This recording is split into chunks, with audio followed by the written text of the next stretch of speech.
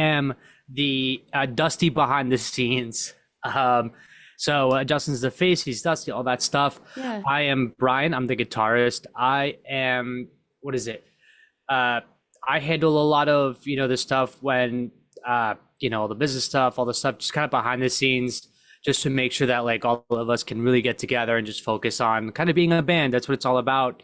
So, yeah, I get tagged in, looped. I have all the calendars. So I was called in. I was like, hey, yeah, I'm down to talk. And by the way, your reputation precedes you. I've heard so much about you. I've also been following up our band accounts, and then talking with Ricky and everybody from the Songs Club. That was kind of like, I can't tell if you came on my algorithm first or if I knew you from Song Club. It's like really hard to tell sometimes, but either way, everyone says the most amazing things about you. And then I'm also a follower of you. So it's really great. Oh, thank you so much. Like literally, I swear, like every other couple weeks, I have a thing where I'm like, I'm just gonna pull the plug. I'm gonna pull the plug on everything. Like, you go through that like creatively where you're like, I don't know. And then like sometimes it's like it takes like a small comment or something. Like lately, I'm just like, all right, the energy is good. We don't want to pull the plug on this. We're good. We're in a good headspace right now. But there's sometimes that, yeah, there's the creative one where I'm just like, I can't do it. Like, I don't No, know. it's It's tough. hard. Like the internet, like again, social media, that aspect, all these different podcasts. And it's like, no matter what you do, it's like you can't. So, like, that makes me so happy that, like, whether I'm in the algorithm or like just word of mouth, that like people are being really kind and that like means so much. Yeah, we should do that. We at the last Song Club. We were really excited. I know you joined the comments and whatnot. So Yes, I, yes. and I was telling Ricky, I was like, man, this is such a like, because he really, as we were kind of getting onto the app and finding, you know, people throw audience around, but I was like, hey, kind of throw, I'd say like my people, my friends and stuff like that. Just having Ricky include us and being able to meet like yourself and everybody, it's just really thankful. So shout out Yeah. Ricky. Yes. Oh God, I love Ricky. Like that is my boy. Like he was originally from Illinois, like the Chicago area, and now I'm out in New Jersey. So it's like Ricky is like my dude I met on TikTok that I'm like, all right, you're Chicago, you're already good people. I don't even know you. And then we bonded and like he does the song clubs and like they're so cool and like yeah, I could just I told him I was having you guys on. I was like, I'm having Cheer Up Dusty on. He's like, when? I was like, next week, like I'll be your song club. So he's excited. But awesome. So like I do like the intros, outros, Mhm. all that stuff later. So we just get into it. But the first question I start everybody with is what is the first memory of falling in love with music, whether a time, a place, a moment? What was it with music that like you really fell in love with? Oh man, that's a fantastic question. We all have our own, and I'll let Yeah. Justin speak to his own. Mine, it's funny because there was like not that long ago, we actually had I had a full circle moment with that. I came to this country when I was really young. I came when I was like 5 years old from Costa Rica, and when I got to this country, it was very, a little like not like we're bouncing around from like house to places. My parents really kind of settled their feet, and my first vivid memories, and I remember this because I love music up until the point where um when we like I could not wait to pick an instrument in band school and things like that. But my dad, he had this like little like red Honda or something like that. It was like sold off before I could even remember, and then he got his actual car that we've had all our lives. But he had this like CD case and listened for Bowling for Soup, Good Charlotte, Blink 182. Um, he'd have all these like CDs full of everything from like the MTV hits, and that was something that was just kind of like a me and him. He worked later in the day. My mom worked up like she got up at 6 a.m. to go clean houses. So uh, when we were bonding that in the mornings before school, those music videos, they just play such a vivid role in what I like, loving music and all that. And then funny enough, Bowling for Soup being one of my favorite bands like second grade in those formative years. When we posted just like a silly just like an audience finding TikTok, it found Jarrett and he like stitched it and Wow. I couldn't wait. I was like sending that to my dad right away. Yeah. I was just like, you're never gonna believe this, like how far we've come in even like in this small way. So yeah, like that was my first few memories of music is just like getting into. I'm like, what is this? My dad's kind of like, being a good dad and showing in that to me, and that really opened up a whole life for me later on. Oh, I love that. Oh, and Jarrett, like that's so cool when like people stitch or like I notice like if a band comments me ever that I love or just something, it's like or shares like the podcast somehow, it's like, oh my God, I gotta like tell everybody and like hopefully like not resend this to the person right now. Like I don't want to do that and be that, but like that's really cool when like the people you really admire or look up to or like enjoy do something like that. Like I had no idea that Stitch happened. Like I love Jarrett. Like I've been like kind of trying to get him on here in so many ways because he talks like music and a catharsis and stuff, but I know he's a busy guy, but he follows me. So I'm like, all That's right, so like cool. we are there. You somehow follow me, so I will take that. But I love little moments like that. And it almost makes it like worth it too, right? Like maybe you feel like whether it's social media, like it's so hard, but like when someone like that happens, like wow. Yeah, I'll never forget like just uh like I said, the song is like I don't know why I must have been a very emo, moody teenage little second grader, but was it the girl the bad guys want that song had me in so many ways.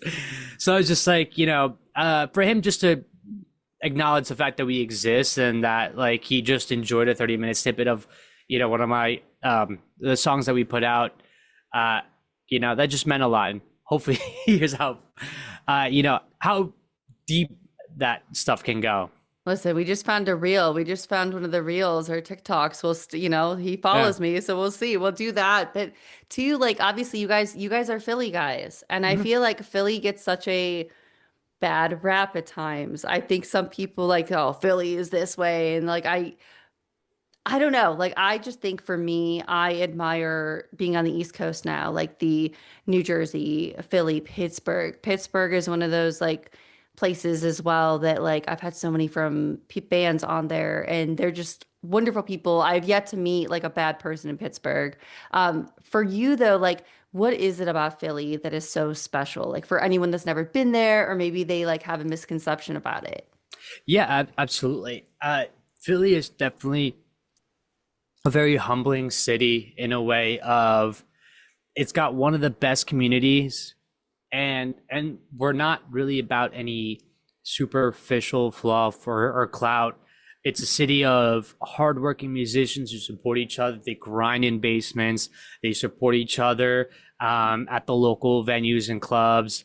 They are there for each other. They go through that. It's a very um, you know a lot of places there's a very we don't really care about you until you make it, and that could be. But Philly is kind of, we're if you're for it, you'll grow with the area. If you're in a band and you're starting out and it's your year one, you're like, this sucks, stick it out to year 10, because it takes 10 years to make an overnight success. But 10 years in a scene like Philly, there's so many bands or friends of ours who have been really uh, core pieces of this scene, who are now getting their flowers coming in their year eights and their year nines and year tens, and the city, when they come and they play their shows and they're supporting their friends and putting on their big, you know, uh, quarterly shows, they're showing up for them, and that's something special. Yeah, I see that out here because like again, no dig to anyone listening back home, like sorry Ricky, but like the thing is like in like Chicago, Illinois area, before I moved, there was a lot of ego, a lot of egos going, especially in the pop punk area. Like the punk and hardcore guys, they would still like it would be different, but the pop punk, they were just again, instead of working with each other, there was a kind of all the competition. And like I got that. And like I think I forget who I just recently had on, but they were saying, yeah, like in that 2010, like 2010, 2013-ish, like that era was like rough in Chicago because of that. Now it's gotten better. So I'm like glad. So nobody killed me back home. But like coming out here, I see the support of the scenes like Philly, Pittsburgh, even New Jersey. Like I see people that like even me in this podcast, like the people I meet in music, I'm like, wow, they really want to help you. They want to give you resources to like hey, try this. Have you met so and so? So and so could help you with this. And I think it's really cool and it speaks to like the East Coast and what's so special about it. Like everything like when I was in Illinois and I was like, I want to get out to the East Coast because like that's really cool. And it would almost like really drive me to learn so much. And it has. Like it's wild to think about that. And like I think a lot of people too, they have these misconceptions about Philly and it's like, have you ever been? Do you know? Like have you ever experienced a show there? Have you ever talked to somebody from Philly, or do you just see like what some people say about the Eagles or something? And it's like odds are your favorite band loves to play in Philadelphia because Hmm. these crowds turn up. They show up at the church, they show up at the Fillmore, they show up at the Foundry, they show up at Kung Fu Necktie, Silk City, Philomoka, you name it. It is really cool. And speaking to, you're in Jersey now. I'm the transplant of the band. I moved to Philly. What is it? The guys all grew up in Philly and now Hmm. live either, in Philly or just outside Philly, one by the shore. I came into Philly, but I came from the, central Jersey area. Hmm.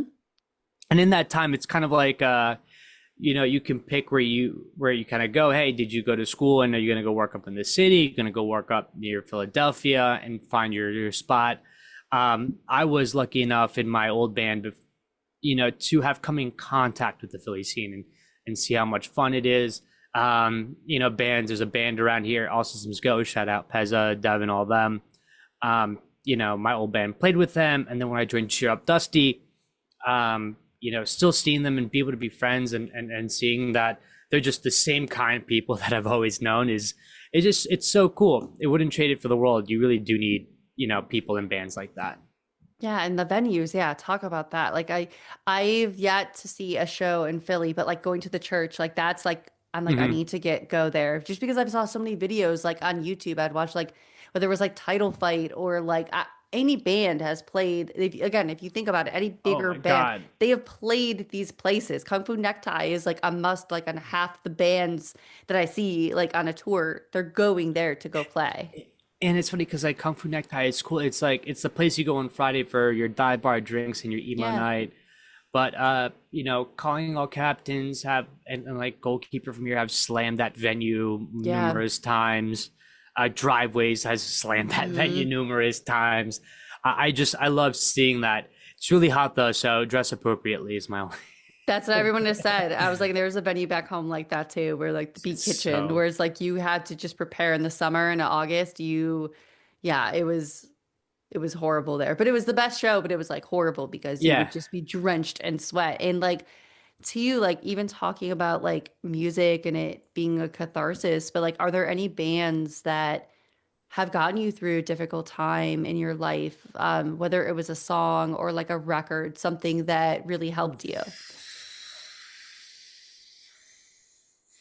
I love the zoom in on that right there. I know. um, yeah, so it's funny. There's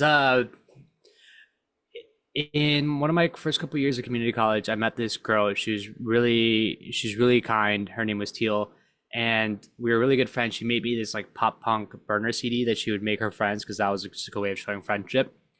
And uh, I dated a girl after that. It was just, typical really young, stupid boy breakup. But that CD had a ton of Bright Eyes and all these other groups. And I was just like, every time I hear a song off that compilation or that little burner CD, like it'll just take me back to just recovering. Just like, because I like would, I got a job where I was a janitor in the summer, like right before I went to college. And I would just play that CD in the morning and just like be in my feels on the way to and from work as I'm like trying to make sense of my life post, breakup and trying Hmm. to be strong and all this stuff. That's a special CD. That's not a specific artist, but like multiple artists are very, profound to that. Envy on the Coast got me through another summer. I really enjoyed them when I was, in a house just struggling with a lot of people. We were all kind of being young, dumb guys, thinking that we're kind of like invincible, while a lot of us were really kind of like pushing that line. And, uh, while it was like a young, dumb, stupid, the Snapchat memories and all that are alive, a lot of, I lost a couple friends during that time, and some, had to, because we were again just being young and stupid, dealing with, things like substance abuse and mental health, getting through that. That was a very important, I would say at that time, just a lot of the discography I could like point to, but that was a good one. There was also there's I want to thank the Arctic Monkeys for multiple albums during their time. And this is a guilty pleasure. I know a lot of people are like, oh, that's just a TikTok band. It's like, no, I was there since 2006. Thank you very much. Mm-hmm. But what is it? Oh man, I'm blanking on the name of the album, but it was right before AM. It was the one with like Love is a Laser Quest, Pile Driver Waltz and all that. And Alex Turner was like, he was just really kind of, it was more, it wasn't as like rock and roll, but more like piano ballads and moody and all that stuff. And that was very inspirational. That got me through like some very moody times. I love putting on some of those songs and just, I'll cry. I don't care. I love that. Like no one's mentioned one, Envy and the Coast, which I love that. I loved that band. And also Arctic Monkeys. And they're so like, I'm trying to think of the title. I'm like, as you say them, like I can see the cover. I see the cover of that record. The neutral tan colored one. It's like a very simple one. It's named after one of the songs, but I know I don't want to embarrass myself and get clipped. So. Oh no, believe me, that's me with the Good Charlotte. Once I was like excited to talk about them for some reason with somebody, and I said, Young and the Hopeless. Oh, that record, Young and the Hopeless. And they're like looking at me, and I'm like, why are they looking at me weird? And they're all like, I know this record. I know that. But I was like, you know what? I could have edited it out. I'm like, no, I'm going to keep it in. I don't care. I'm human. We mess up. But like, no, but like the Arctic Monkeys, and it's wild to even say, oh, that's a TikTok band, because I feel like so many people view these bands as those, like Deftones is another one that people are like, oh, that's a TikTok band. I'm like, no, it's not. Like these bands are so cool. Like I love like that instead of like most bands that come on here, it's like when they say like a specific artist that got them through, it's like, yeah, that makes sense. I could hear that. Yeah. But like Arctic Monkeys, like I don't know if I hear that in Cheer Up Dusty, but it's like so cool that like totally out of left field and a band that like nobody really talks about anymore. Yeah, there's and then that's basically, it's like I had a time where like when I was approaching guitar, I would like to get into a certain style, right? So it's like, there was a summer I'm like, all right, all I'm doing is pop punk. I'm learning Blink, some 41 songs and Good Charlotte songs up the wazoo. This is what I'm doing 4 hours a day. This is my ADHD fixation. Sorry, Mom. She had suffered that. She can't listen to certain bands anymore because of that.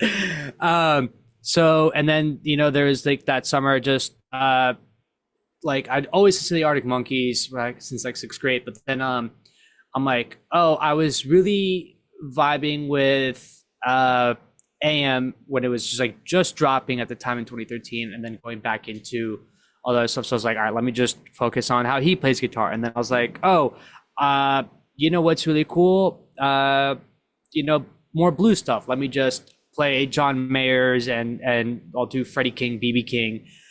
For an entire summer, and then it'll just go into that, and I'm like, oh, I want to play jazz. And then I'm playing like these like random jazz guitarists on Instagram. I'll just do that for 3 days, and it kind of, the cycle repeats itself, but it's just because music is fun.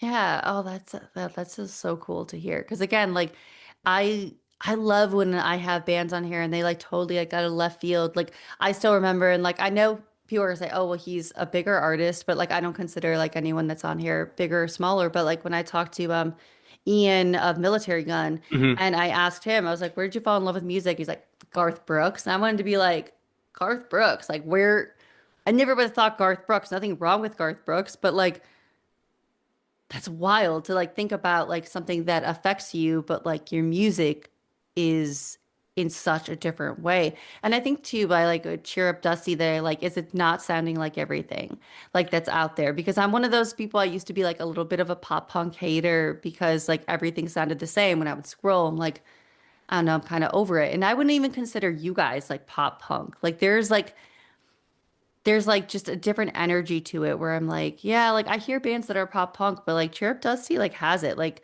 you're on mute, like especially that part where it's like remember me. Whenever it hits that part, I'm like, yeah, I gotta turn that up. That is so good.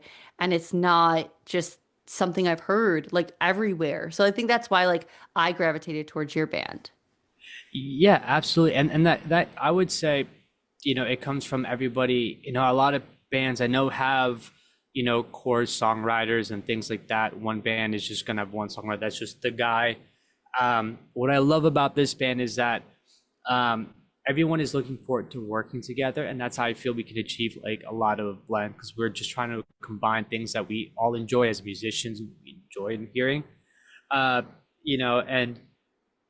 Justin's more, Justin Patter basses are very more pure pop punk. They grew up with, set your goals, handguns, all that, and that's what, you know, it's like in their DNA. Our guitarist Nick is, like branched off of that with his own interest.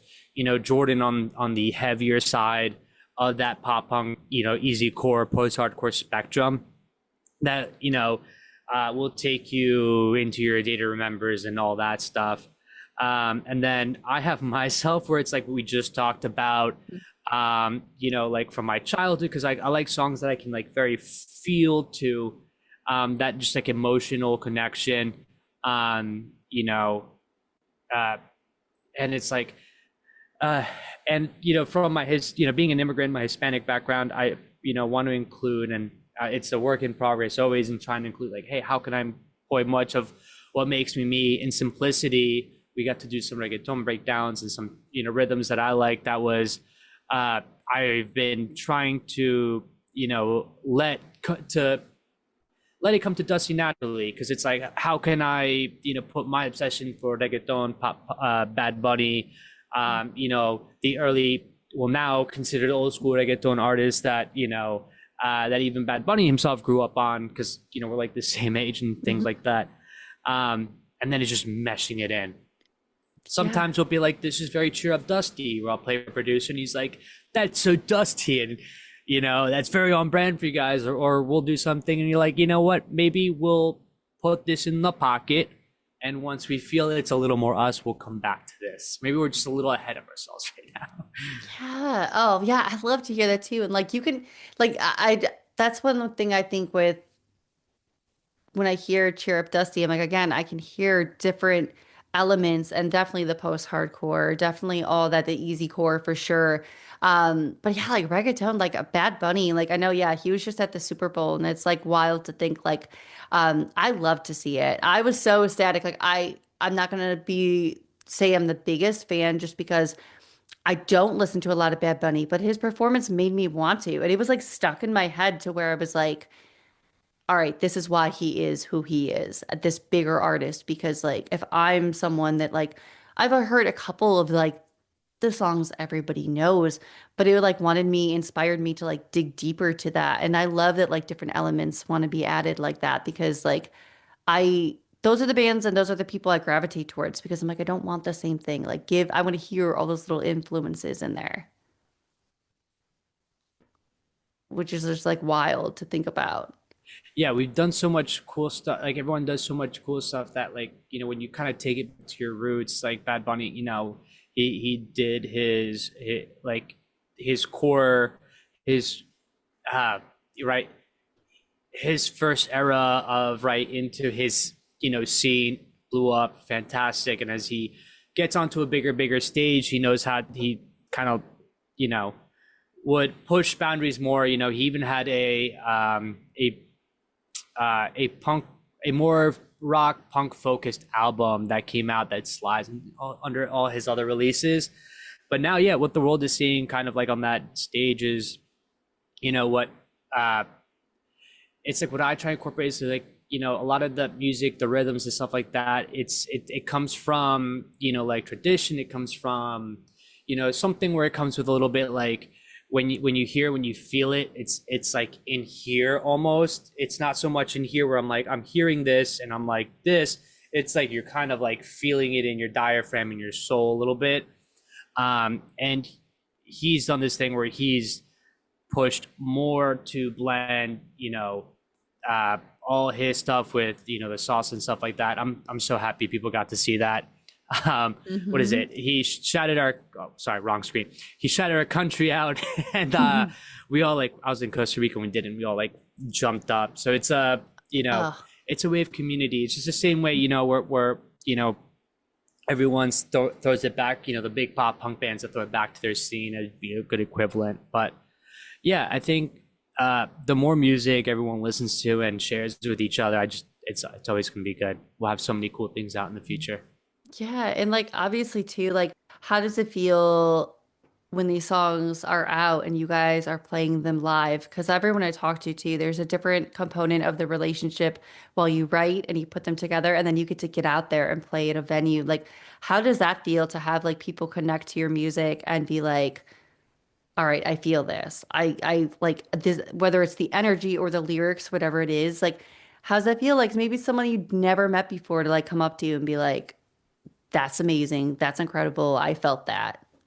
Yeah, it's a fantastic feeling, and almost I would say like the icing on the cake of that like diaphragm feeling. And I mean this is like, so we wrote like You're on Mute, I'm Not Dying on the Hill, the Get Your Ass in the Van song, all these songs. Where is it? We wrote them about almost a year and a half ago, and I was getting prepared, right. Uh, our producer, shout out Pete. I love writing with him. Great guy. It's, you know, I'm proud of him because all he does is write music, and you could tell like he's so passionate about it. My favorite person to be in a room writing music with, because it's like that energy is so infectious. We had the best time. We would just like with over the course of 2 weeks, just met up for 2 hours at a time, and you know, and that feeling, for example, like when we wrote You're on Mute and I'm Not Dying on That Hill, they had this similar feeling of like, you know, we're really excited. It's like it's kind of like you know, you're about to throw your surprise party for your friend, and you can't wait, but you can't say anything. And you're just Yeah. holding it in, and you're kind of like peeking in at the gift that you know that they're gonna like. And then, you know, and then when it drops, I think it's just a continuation. There's like an excitement that builds to that. And then, like for example, You're on Mute, when that part, the Remember Me part, is one of my Hmm. favorites. When we really got it out, I was just like, I can't wait for that. And Yeah. that's a part in the set where when we're hitting that part, I'm most likely like it's weird. I like to, you know, hit that part of mindfulness right there at that state. I love to let loose. It's such a really fun part, and people have been enjoying it, and it just, I think it just it makes it all worth it. It just ties it in. It's so nice. Because, you know, when you yell a part like that, you yell it because you feel something, and if we're all feeling something, that just means that, you know, we wrote the song in a right way where we can all, you know, share that feeling. Like it's in the pit of our stomachs for a reason. I like even listening to that, like I was like, oh, I got to see that live because that's like so like again, like I can Hmm. just imagine feeling that. And like what about too, like as far as like music being that catharsis and things like that, like what about the band in general? Like the relationship, like how is like in being in the band helped process those emotions and have that camaraderie and almost like yeah, these are the people that get me. I wish Justin was here for this question, because at least I would say, because our guitarist Nick is probably the most level-headed, honest person in the band, and we love him. He literally is. I say our MVP, but with Justin and that, I would say there's been a lot of growth, and there's this like, you know, kind of therapy in this way where, you know, uh, I have someone to support me in a way. Like we're both doing this, like two teammates on the same basketball team, football team. We have the same goal. We're gonna push each other down the field with all our hearts because that's what we do as teammates. On the way, there's be times when he falls, I fall. When he gets in his head, I get in my head, and I think our music has done a good job of not only, if you listen closely, telling that story. And it's not over yet. I would say uh, we're still very early in the story of because Dusty started as a coping mechanism for Justin. It's his baby. It's when I joined and I listened to how he felt when he started, I resonated with it. I was like, I want to be in this band. You need a guitar player. Let me be a part of this. It's like I felt like I got him in a way as like a listener, and now as his bandmate, pushing each other to write the music and knowing how he feels and sitting out in a spot where he can, release his emotions and vice versa. It's very strong, and I love that. Yeah, I know. Even looking at some of his social media, like what he shares a lot too. It's like I love to see that, and especially like when a dude is sharing that, because we live in a Hmm. world too with like this, mental health has its own stigma, but like men's mental health has it. And I think it's Yeah. really cool when like music like yours and just the presence of that like online, like someone younger or someone even your age could be scrolling and like, yeah, I feel that too. Like I'm not going to say it, maybe I'm not comfortable, but like this song or like this someone saying this in a post like gets me. Yeah, and that's the thing. And when I was, again, when I had a conversation at one point, I reached out to a lot of people in our scene just at one point because I wanted to like, whenever there's any point any band does like self-reflection, right? Like, who are we? Where do we stand? Like, I kind of spent some time asking our friends and peers, like, like, what about us, draws you in? And, the main thing, like you mentioned, was Justin's authenticity Hmm. and making this an art for him to be authentic. And I'm not a singer. I had a crazy old guy back in the day. Not a crazy old guy, he's my friend's dad. I love Yeah. that guy. Shout out him. Shout out Mr. B. He told me this thing. It's like everybody can sing, right? How you sing and how you do the singing is your thing, right?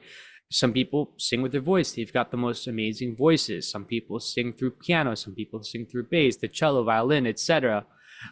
So just knowing how we do that, Justin is meant to be our singer, and he has a voice, and I want to amplify that and let it be authentic. And I know what my voice is. I'm not, uh, you know, like of course I can work at it and practice it, but in this band, I know what my voice is supposed to be, and that's to, you know, uh, write guitar and songs to support his authenticity and speak my own with it. And that's how we really aimed at. Yeah, you can. Yeah, that is so much. Like I get why people would say that because again, that's what drew me. Where I was like, yeah, this band is who they are, 100%. Like within their Mhm. music, how they present themselves on social media and things of that nature. And I'm like, I love to see that. And two, like I know you guys recently, I thought I saw in the post, you guys spent some time at an Airbnb to write, That was fun. which is really cool. So like, let's talk about almost like the future a little bit too, like with writing, like how was that and getting to do that together? Yeah, so that's the first time with this full unit. We've had Nick as a guitarist in the background. Our last writing style was a little bit more, uh, it was still in unison, but very like, it was me and Pete. Then, and then everybody else in via Trackwise with Pete, and then Justin with Pete, and then he puts the stuff together. But this one, Nick again is really talented. He's like our MVP for our live show. So it was really cool to go sit in there, right? Like Justin is somebody who likes to sit back, soak it in, and just kind of like write some of his own text and notebook.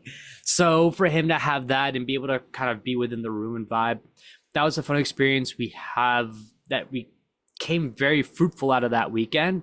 So hopefully that'll be into some stuff that you guys will get to see really soon. We have one more that wasn't part of that weekend that just has been in the chamber, so that'll come out soon. So we're really excited. Speaking in of, playing new songs, I can't wait for that one. Oh, that's awesome. And I mean, too, like we've got to kind of talk a little bit about, we know March Radness is happening.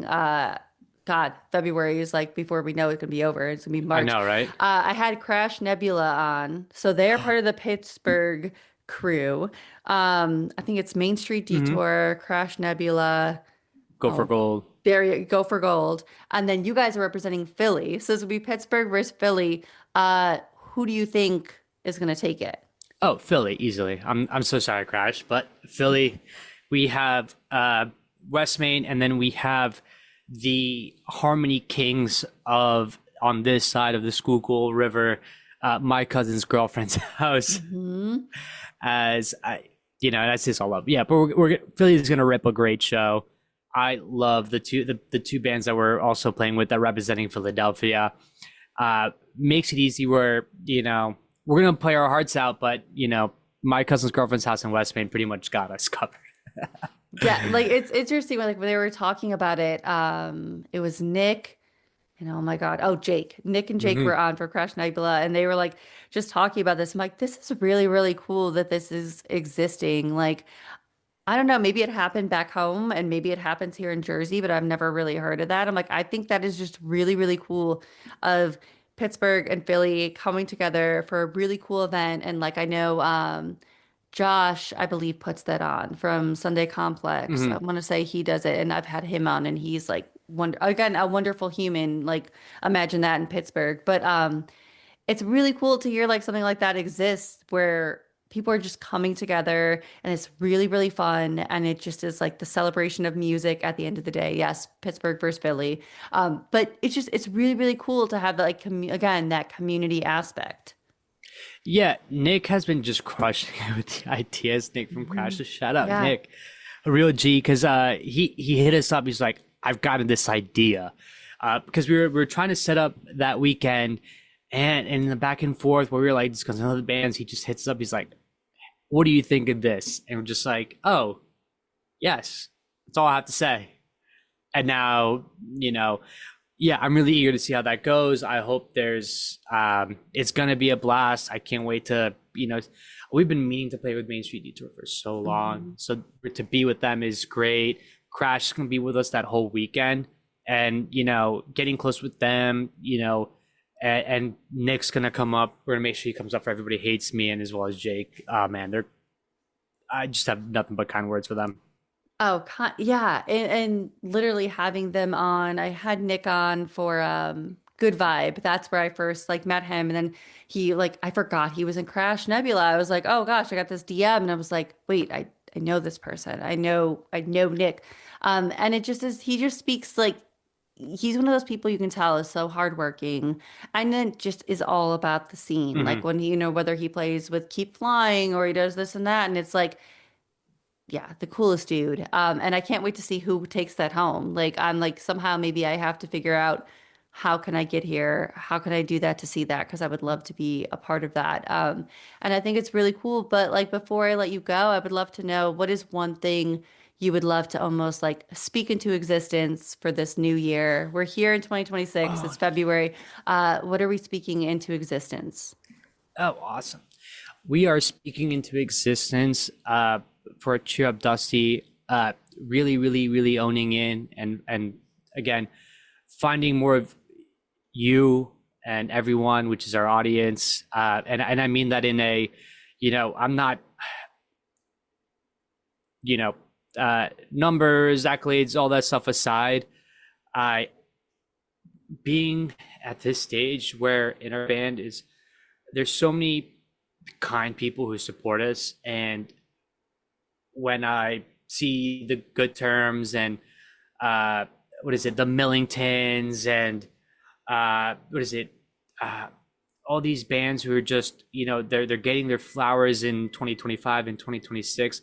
The one thing I see in common is that they have so many great community people, and that's what we're manifesting. We have so many now, and if you're hearing this and you think you're one of them, you most likely are. We know all of you by name. I run these accounts. I memorize every kind of thing. So whenever I say, it's like someone comments more than once, I know you. You make my day. and we just want to build this little group. It's not cheer up Dusty, versus the world in a way. It's kind of cheer up Dusty in our community. We've built a 2025. We built a team and we put that into existence with a lot of really kind people. We can't just say thank you enough, and they're our friends.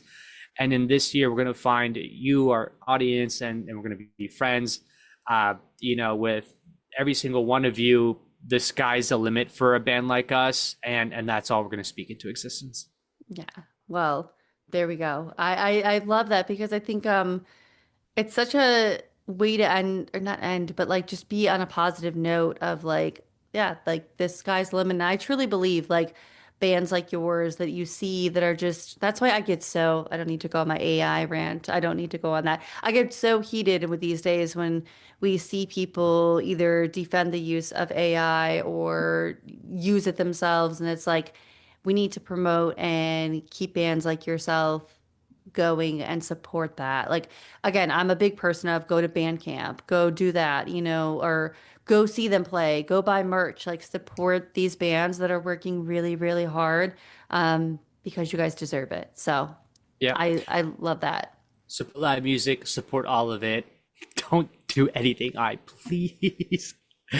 I work in tech, and to be in this intersection of technology and a creative, I cannot express enough how useless and how garbage AI is in these systems. It's I'm not gonna get into any further conversation otherwise than just support your friends, support the artist, pay your homie for $30 for a flyer, pay him $15 one week, $15 the other week if you got it. Yeah. Anything. I honestly, make it on Microsoft Paint if you have an XP computer that still has it. Right. Anything would be better and just more perfect. This world needs more humans and empathy and love, and don't forget that. Oh, I love that. And what a way to end this. Like, I love that. We do, like, right now, we're crazy times. And even when it's like really tough, we have to remember that like, that's by being a community, being there for each other, leading with like, that's what we have to do. But again, thank you so much for coming on here and chatting. I cannot wait for this to drop. So again, thank you so much, Lisa, my for God. having us.